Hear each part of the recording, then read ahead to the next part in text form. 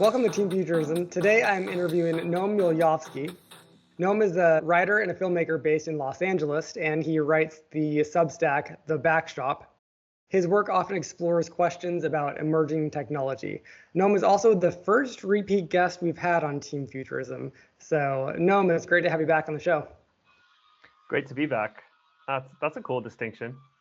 Yeah, I'm pretty sure I was looking back. I think that you're the first time we've had a guest on twice, so this is good. Maybe we'll make it recurring. So today we're going to be talking about the state of entertainment broadly, particularly given the advancements in technology that have come about over the last couple of years. So you read a lot about social media, internet culture, and film and how they are evolving. I want to jump in because it's going to come up eventually. I just want to go ahead and jump into generative AI and get your thoughts. My first thought on this is actually, have any of your opinions changed over the last year, maybe 2 years, since we've seen AI develop so rapidly? And I was thinking about this because some of my opinions that I had when right before ChatGPT came along, my opinions on AI have actually kind of changed quite a bit since then, just because it came on so quickly and then all of a sudden it is impacting my life in a way that I didn't necessarily anticipate. But yeah, have any of your opinions changed over the last year or two about generative AI and how AI is impacting the creative arts? I think generally I have the same opinion that I've had years back. I've always been excited about technology, just, revamping creative industries and like opening up doors. So overall, no, I don't think so. But I did have a few friends who gave me some doubts about sort of how generative AI might disrupt and kind of destroy the kind of skill building that comes along with like apprentice industries like film. So to give you an example, um, one of my friends was talking about workers being replaced and menial tasks being outsourced to AI. And I thought that was a good thing, right? Because I'm all for removing menial labor. I think humans should do the highest and most creative stuff if possible. Um, and he was like, well, what about that room where you just get a foot in the door and you learn and you apprentice and you do the grunt things, but you're exposed to people and environments that help you grow and scale a career ladder. And generative AI would sort of just remove that ladder, right? Because no one's hired to do those tasks that are quote unquote menial. So I think from that perspective, I see that as a threat to these to creative industries that I've depend on never attention. thought about that before, but that's a very good point. Yeah, even just in terms of like writing, the hard part is learning the very basics, and it might feel like, why am I bothering to do this when I can just have a robot do it for me effectively? That's a very interesting point. When I go to San Francisco, and I still, technically work there and have a lot of actual IT friends working tangentially to AI, et cetera, there's so much excitement. I mean, this is rejuvenating the city of San Francisco at some level. I mean, all these like penthouse lofts are going for $2 million because, like, literally because of NVIDIA and companies like that are just like exploding. What is the vibe in Los Angeles and in Hollywood in particular? When you're talking to other creative folks there, is that excitement spilling out into the creative world down there, or is it more nervousness perhaps? Yeah, I mean, I would say it's more on the side of nerves around generative AI, and that's for a lot of reasons. I think uh, one contentious issue during the strikes for both writers and actors was using likeness and using content created by AI. And copyright around likeness has always been an issue in Hollywood, and I think now it's kind of been exacerbated. Having to sign away your likeness and voice for eternity with AI in the picture is just an entirely different proposition. Think about like your voice being repurposed with deep fakes and de-aged, aged up, like with a few skews and tweaks with AI, you can really manipulate someone's voice and likeness to do so much more, to the point where there's something called ADR, where you bring actors in after you've shot a film to like record lines. And now you wouldn't even need to do that, right? that would have been a paid day for actors before, the voice acting primarily, right? And now that can be done with AI pretty easily. I'm not an actor. I'm not in that space directly, but I know it is on the mind of all of the actors around me. When we were talking on the phone the other day, you mentioned that, maybe you can help me get the details here, right? Something to the effect that only people who are over 50 in Hollywood, the actors over 50 are the ones making all the big bucks. Tom Cruise, I mean, et cetera, people of that stature, and no one below is even approaching that tier. Like we no longer have that tier of actors coming up, just because those big names are still so valuable. And I mean, now, I mean, there's technology that can de-age people. So I mean, we could kind of have Tom Cruise forever. When he's 90 or dead, we could still have Tom Cruise movies with this technology. I mean, there is something totally depressing about that, because I could see that actually killing the role of actors entirely. Like there's a path here where in the future acting is no longer a profession, just doesn't exist. But then there's a path where all of a sudden, like with a lot of things in the art world, the humanness becomes the priceless thing, and people just turn away from anything that is non-human. Well, I think What are your that's thoughts here? Yeah. yeah. I mean, like it's an interesting thing. You're saying acting won't exist in the future. One thing that we can forget about these algorithms is they've been trained on loads and loads of data, right? So we have this Right. giant backlog of human content, human generated content that then trains the AI algorithms. And we need a fresh infusion, I'm assuming, to keep that content alive, to keep it human, right? Because it's just a spiral of like increasingly AI content. So I mean, like we've seeded AI right now at this point, and we're getting a lot of fruitful results. But can we just cut off production forever and just use video footage we've acquired into eternity? Like I doubt that. So like I don't think we can just infinitely remix. So I don't think acting will ever die. Well, I really think that would be really interesting if that happens. But I think we'll be able to extract more from the art we've already created with AI. So we'd be able to remix it in a lot of ways. And my favorite example to think about this is there was a Van Gogh immersive exhibit in SF that I went to, and I didn't find the immersive qualities like super impressive. I mean, Van Gogh is gorgeous, and to be immersed in it is beautiful. But the thing that struck me most when I was walking through was just thinking, like Van Gogh lived hundreds of years ago. He worked on a paint on canvas. He had no idea what code was or computers, and now we found a way to like give his art a facelift and immerse and move it and animate it. And he had no freaking idea that was ever possible or in the cards. So I think that's exciting for me personally as a creator, that like I can put something down, whether it's video or audio or paint, and then it can possibly be remixed in mediums that won't even exist or will be, emerge once I'm gone. And I think that's pretty cool, right? I do love that. Yeah, I think that's a fascinating point. What do you feel about the idea of just like letting some art forms die? Okay, let me just like pitch this to you a little bit. Let's just say that we just let acting die, and let's just say that there is enough material out there. The AI can't. We just feed every movie in, and then humans have zero other facial expressions that they can ever possibly do. So it's all there, and it's good, and it's a black box. But you can, as a director, you can dip in and pull out any character you want and manipulate them however you want, and you're good to go, and they can do exactly what you want in a way a human never can. Acting is done. Let's just say like 2026, the whole Yeah. profession is done. Is there a world in which that's like an amazing thing, because it frees up all those people to do other art forms, ones that don't exist yet? Because I mean, like acting was a stage play thing that's fundamentally different from a movie thing. And so like, I don't know, like, are we holding ourselves back if we don't pursue that? I mean, that's a really good point. I think the first use people had with cameras was they just kind of stuck them in front of plays, right? Like plays only existed as the form of like entertainment and acting and theater. And so they just took cameras, stuck them in front of stages, and recorded the theater. And imagine if that were the only use for cameras like to today. That would be sad, right? The medium grew into its own, and we were able to exploit the new things it offered to create all sorts of transitions and effects and moving the cameras and sweeps and pans and tilts.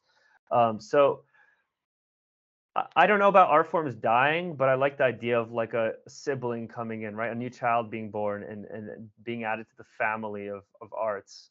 And they're growing pains, right? When you have a new kid, the last kid gets less resources, right? Versus an only child, right? So I think whatever's coming with AI, it's going to just kind of take its place next to film. And I don't think it's going to be the exact same thing. And we can get into the differences, but I think people are going to start to lean more into the process and unique product that generative AI can produce, and less emulating what has already come, which is going to just feel very limited in scope. Just to follow up on the one more point about the acting, I was talking to an actor yesterday, and she was talking about her miserable experience of being an extra on a giant set. Are extras needed? I mean, they're bodies, right? They're really bodies. They're not faces a lot of the time, even. So, will actors be upset that we can use AI, bodies in the background? I mean, like we already do with CGI, but even easier. I don't think we would miss out on that art form. I think the economic question is very different. How are people going to get a leg in? How are they going to get any work as an actor before they're an A-list leading star, right? They start as extras. So again, that ladder gets removed, and that's the issue. But I don't think the creative work is meaningful in the first place. So that's not the issue. Yeah, also like I'm thinking about, you see those old behind the scenes of Star Wars where there's a guy making those like super technical models that then they film and it looks like a planet or a huge crowd or whatever, but just like a clay model. That profession is kind of gone at some level, right? Or do people still do that? I mean, that's done digitally now, I believe, right? I think it's done nostalgically, or it's done as like a stunt, right? Okay, that makes sense. Famously, a lot of Lord of the Rings was shot like that, right? With like tiny Really? miniatures. Oh, I didn't know Yeah, that. and Oh, funny. yeah, and it's brilliant, right? I feel like Lord of the Rings is like kind of peak film in a lot of ways. I think more and more of that stuff's becoming nostalgic and like sort of vintage, as opposed to like industry standard, right? I've seen this. I mean, not to linger too much on this point, but I've seen people complaining a lot on social media about how movies just don't look good right now, despite all the technology. And some people who actually work in FX or whatever you'd call it, have chimed in that the budgets are such that they employ fewer people and they have to work longer hours on more projects. And so, like back in the day, you'd have a larger team taking more time. So even though the technology was not as good, the actual scenes will look way better. And I've seen like before and afters, or back then versus now, and what they used to pull off even back in like the Star Wars days versus a Marvel movie today. And it might have even looked way better back then, just because there was more of a craft involved in it rather than just like a guy who knows how to play with the latest tools that Adobe put out. Yeah. I mean, I don't work in VFX, and maybe I'm not the best to speak to that. I'm an indie filmmaker, and I work on the leanest budgets ever. But Yeah. from what I've heard, yeah, I mean, I feel like the Marvel machine just kind of started cranking out films, right? And it became more, let's get it out in a passable way instead of like really focusing on the visual art form. I mean, it's a consumable. Marvel films are Yeah. consumables, and I think if you look at something like the new Spider-Man animation movies, right? Like, what was the name of the last one? No Way Home, or anyway, it was kind of it was incredible animation feat. I mean, the animation styles were like blending, and I think they went through 2 or 3 directors and like full animation teams that like were like kind of cycled through, but the end product was like truly pioneering, and I think it's because they focused on that and they wanted to push that. Interesting. Okay, I will have to look that up. I'm actually not familiar with that. I want to pivot to another big. It's called Spider-Man Across the Spider-Verse. Oh, okay. Yeah. I've heard about that. Yeah, for Yeah. sure. I don't know anything about it. I want to pivot to another kind of global question here for you. And it's this, just the headline. It is culture stuck. And this is something, again, we talked on the phone about just a little bit the other day. This is something I very much am curious about. So, like, kind of, for example, a friend of mine has said and argued pretty vigorously that we're always going to have Marvel movies. We're always going to have Star Wars, just in the same way that like we are always going to have Coca-Cola or Ford Motors. These things are just like big machines, big businesses. They're always going to be with us. And a lot of the creative arts are moving towards this world where we are just going to have these big tent things, big name brand media juggernauts with us kind of for all time, and we're stuck with them. There's more to this conversation I want to get into, but what do you think about that? Like, how stuck are we in terms of our culture with these products that are just never going to go away, seemingly?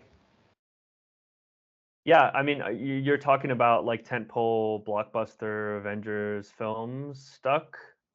Same characters, same world, same Yeah, story arcs. I mean, there's so much there that yeah, like it is just like, even if you just had Star Wars and didn't have Marvel and Star Wars are so kind of the same thing. They're like hero's journey, very standard, very, we know what's going to happen. It writes itself. I don't know. Like there's like nothing has really changed in culture at yeah. some level for a very long time. And are we kind of stuck? I mean, there's something in the film industry called like superhero movie fatigue or like superhero fatigue. I think there were just so many Marvel films and so much lore um, that it just became too much and just kind of dulled our senses in film. Um, Yeah. I think that there are a lot of factors influencing what's being greenlit or not, and I think a big one is just getting what getting what's bankable, right? We want to make box office money, um, and the film industry is really kind of playing it the safest it's played in a long time.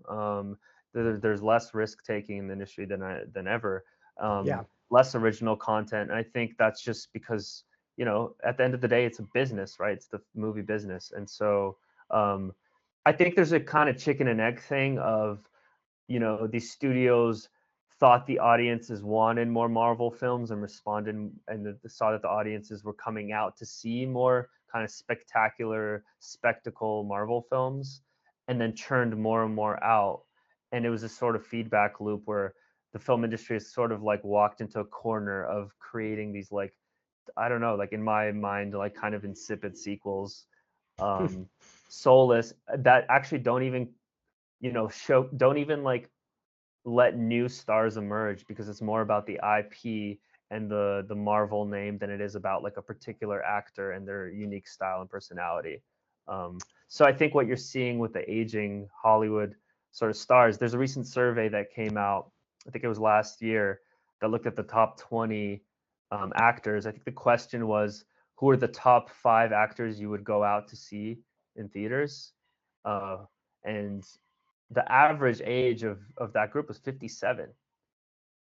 Whoa, You know, 57. That's yeah. crazy. That is I nuts. mean, yeah. I mean, we're talking like Tom Cruise, Keanu Reeves, Dwayne Johnson, um, just these people that are like, they feel like stars from a different era at this point. Yeah, Uh, absolutely. Yeah, this is like almost a broader point that there is this cultural nostalgia that is on loop across all genres of art, it feels like. And so like when I'm a more of a novelist and a screenwriter, and I feel myself being drawn to nostalgic type characters. And in fact, I actually write about a lot of, nostalgic things, just like unintentionally. It's just there and it happens. I guess I'm just like part of this movement. But like, there's this famous quote by the philosopher Mark Fisher. He said that to live in the 21st century is to have 20th century culture delivered to you through 21st century technology. And so we still have everything that they had back in the 20th century. Same stories, same heroes, same ideas, the same, I mean, everything. Again, in painting and in music and in art, it's all still the same stuff that we're just regurgitating now, but now with our 21st century technology. I think that there's a lot to that idea. I think that for whatever reason, we are so drawn to nostalgia on so many levels. And some examples that were given on the Philosophize This podcast the other day were, Eminem just had a tour, and it was all just like about nostalgia of his like past glory days. And same with Taylor Swift. Her Eras tour was all about nostalgia for her own body of work. And I mean, Paul McCartney still tours, and that's like a huge thing when Paul McCartney comes through town. I mean, at so many levels, we are just, again, 21st century technology with 20th century culture. How does that resonate with you? Do you think that's true? I mean, look at the top hits in film. I mean, if you're talking from music, I mean that makes sense. And if you're looking at films, I think it's the same way. I mean, Ghostbusters, right? Like, how many Ghostbusters sequels are there? I mean, the Ghostbusters is an entire like nostalgia ploy. Super Mario Brothers films, um, all of the stuff that was part of our childhoods and like adolescent coming of age is circling back around. With a facelift. I I personally think that we are in nostalgia culture, but we've also turned a corner.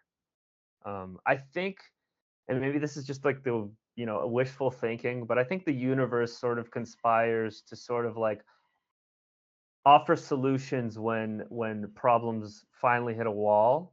And I think like my optimistic take, to bring it back to the AI stuff, is that um, the AI crisis, resurgence, boom, is sort of an opportunity for the film industry to say what makes our medium unique and what is good storytelling, right? Technology or not. And I think you see the success of A24 and with filmmakers like Jordan Peele. Does Jordan Peele like ride on nostalgia? I mean, he fishes into the past, he makes homages to classics, but his work is really uniquely 2020, 2022, 2024.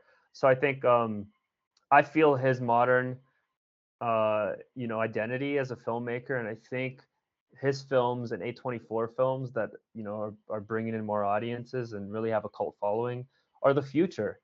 Either either the Avengers stuff goes to the grave or the film industry goes to the grave, and I think it's going to be A24 films that challenge us and remix genres that will take us forward.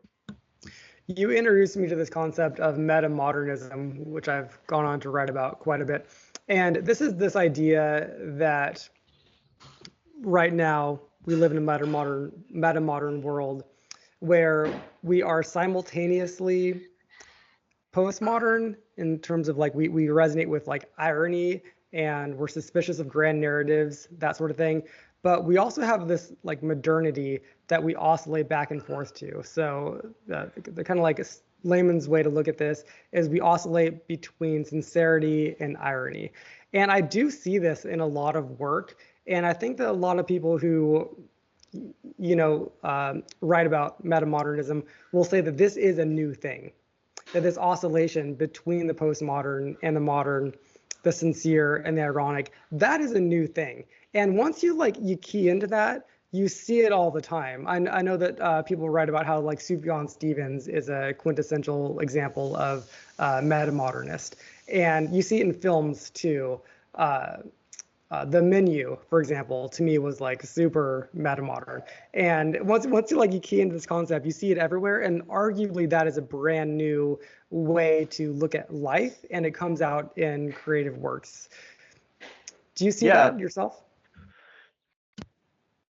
I mean, it's so hard to kind of keep a pulse on this because culture is so fragmented today, and it's like which channels are you following? What shows are you watching?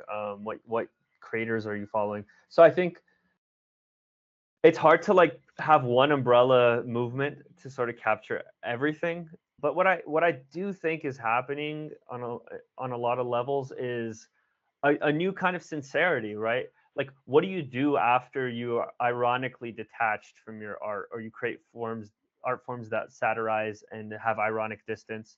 You swing in the opposite direction, and you be like as fully vulnerable and authentic as possible.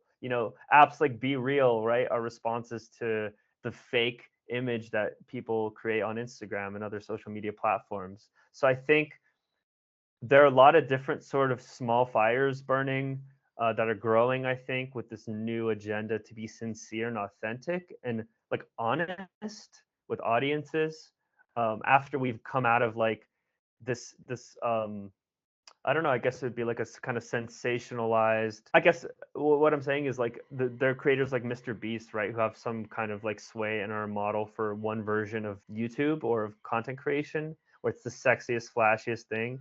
And then there's something called the YouTube New Wave, which is kind of championing more vulnerability and honesty and the kind of slower, more like personal storytelling. And I think that goes hand in hand with this movement of sincerity in art forms. Does Are that make there any sense? yeah, absolutely. Yeah. And I'm curious, are there any big names in the, I think you call it the new YouTube wave? Is it possible to be a big name in that space, or is it inherently going to be a niche thing? I mean, Mr. Beast is so huge as the counter to that. And it makes sense why he's huge, because it's Yeah, so you sit down and like you're immediately invested in it. Like right. you can't help it. Whereas like something that's slower, you do Yeah. gotta buy into it a little bit more. I mean, I think that it's almost like the medium is the message, right? The fact that Mr. Beast is so huge speaks to the type of content he makes, right? Like the reach. And the whole point with the new wave is not to maximize for reach.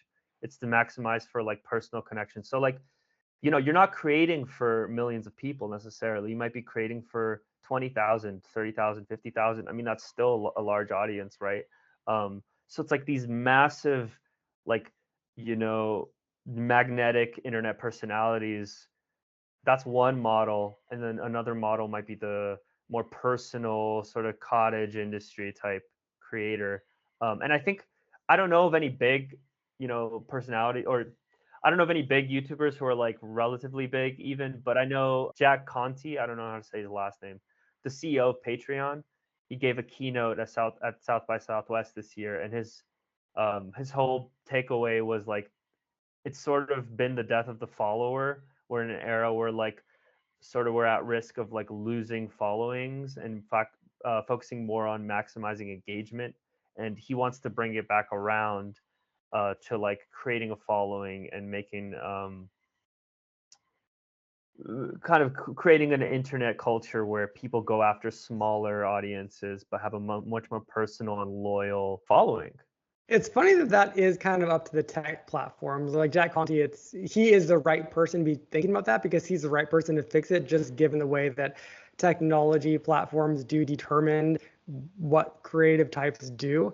And you've written about this quite a bit. And I want to get your thoughts on it. But like part of my thought about this is that this, in a sense, isn't that new because I mean, very famously, Charles Dickens wrote a lot of his novels in serial form. And that was a sort of a technology back in the day. And so that's why all of his chapters have these kind of like clever chapter titles.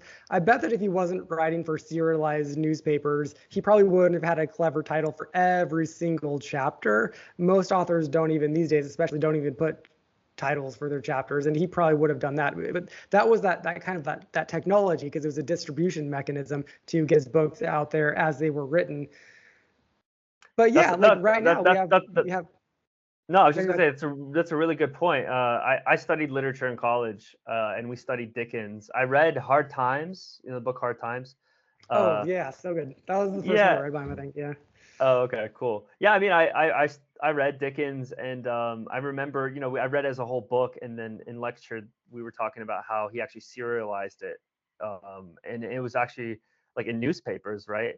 So, I mean, he was the first TikToker, right? Like he took a feature film Exactly. and he Yeah. like released it in little bits, and now we read it as an entire work. I mean, just like we kind of read Shakespeare now, but like, did Shakespeare expect that he was going to be read hundreds of years later? I mean, he was writing scripts, right? All his stuff was performed. So I mean, um, to go back to that, the idea of serializing. I mean, I don't know. It almost breaks you as like a long form filmmaker to think that your work is going to be cut up into 30-second, minute, 2-minute segments. Um, People have done that, right? Haven't people released full feature films on TikTok as like 1 minute snippets? I feel like I've read about that. I think Sounds dumb. they Sounds released stupid, but they released Mean Girls, the first movie, in full like TikTok, like in full on TikTok in segments. really? Oh, Yeah, as funny. a Okay. promotional like kind of stunt for their new film, Mean Girls 2. Okay.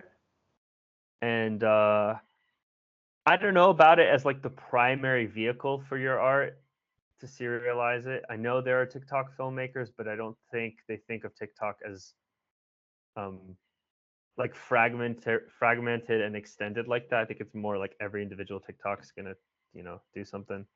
Um I don't know. Maybe that's another avenue that we haven't explored yet.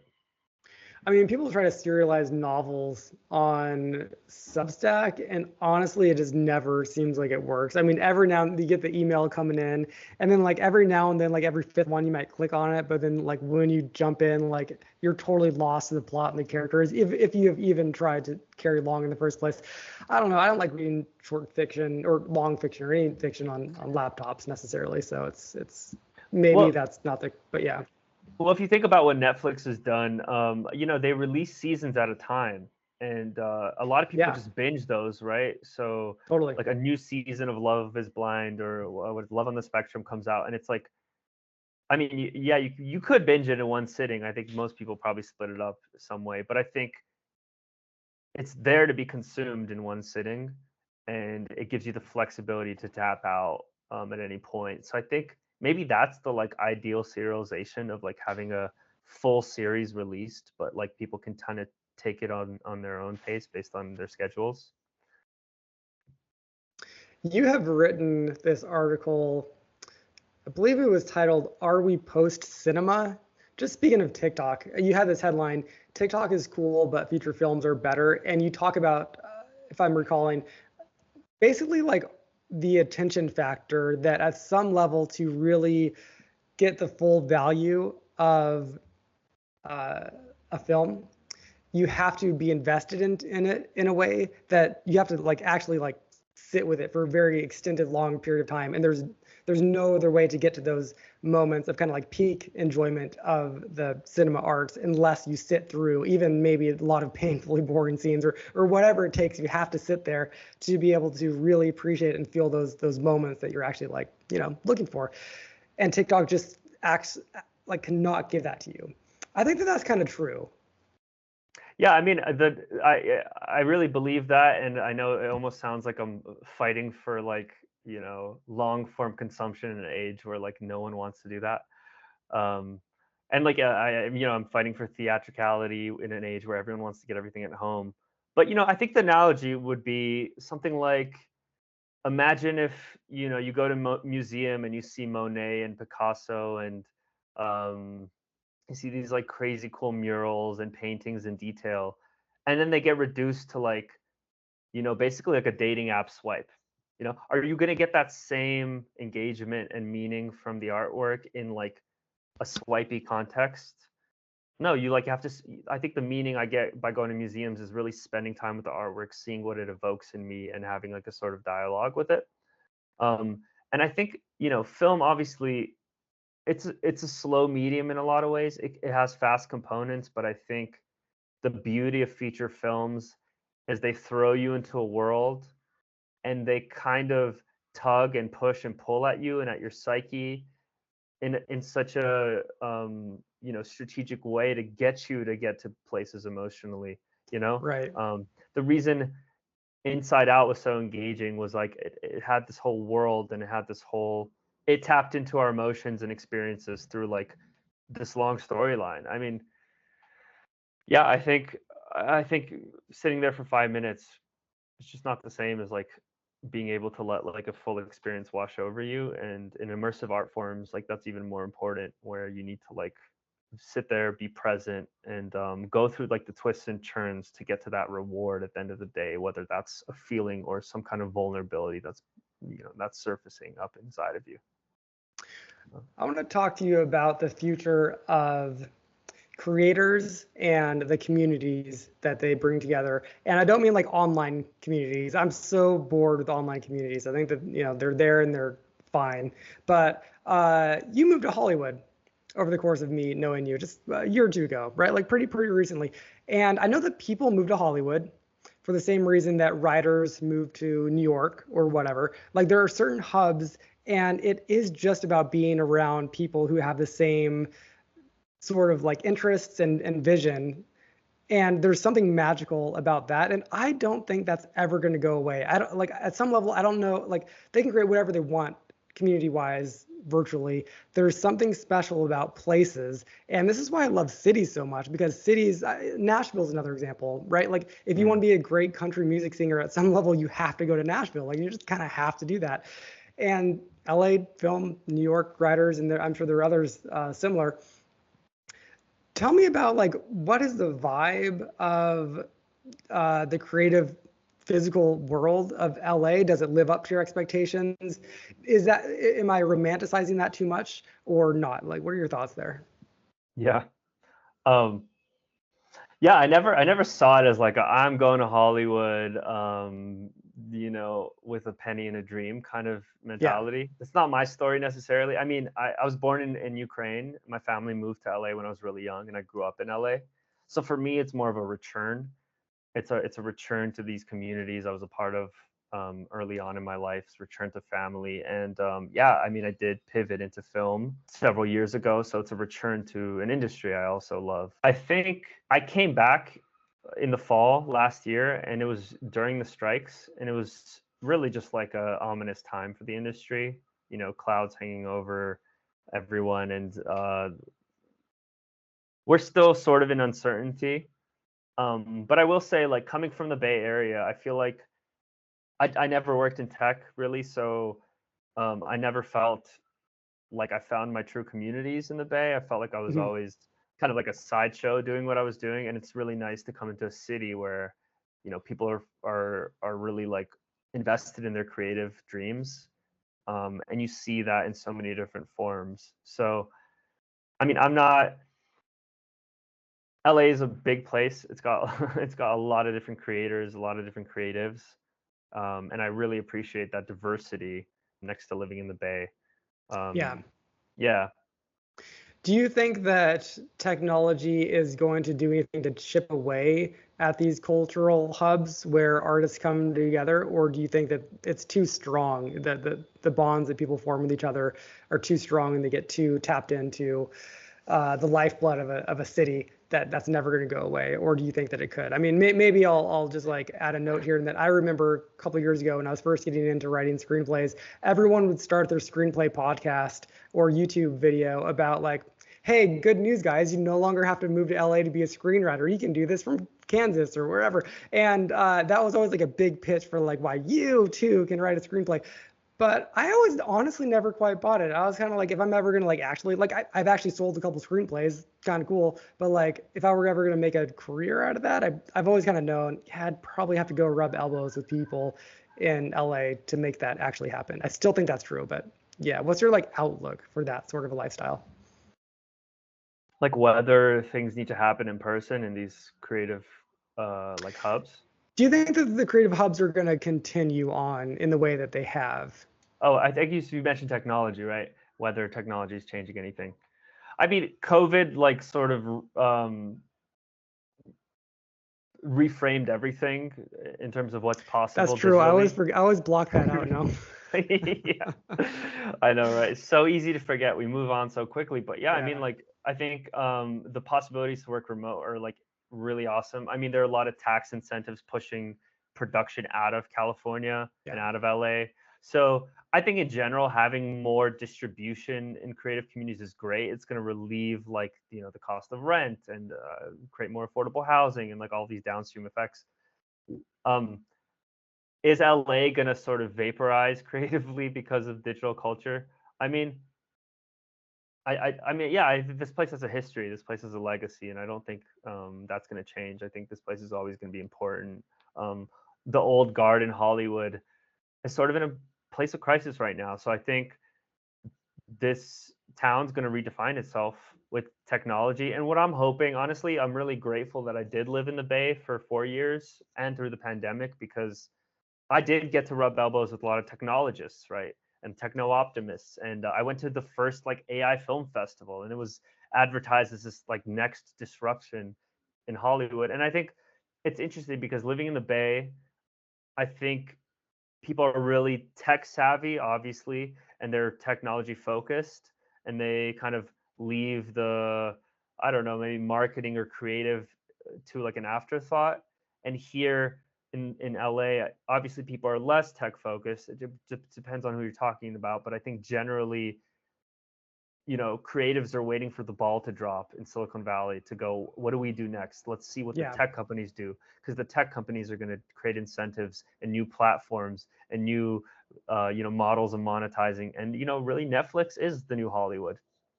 So, and where is Netflix based? I mean, it's a tech company at the end of the day. It was at its inception and still is in a lot of ways. Yeah, totally. Well, tell me about what you're up to next, Naum. Yeah. Well, speaking of AI, I just found out earlier this week that one of my short films, the first narrative film that I directed, Lucky Socks, got into a festival, which is great. Awesome. Which festival? It's Playhouse West Film Festival, and one of our lead actors in that film is like deeply involved in like the theater community here in LA. So it was great to do that. But I mentioned that film because I personally used AI image generators and video generators for the film. Cool. They're tiny little sequences that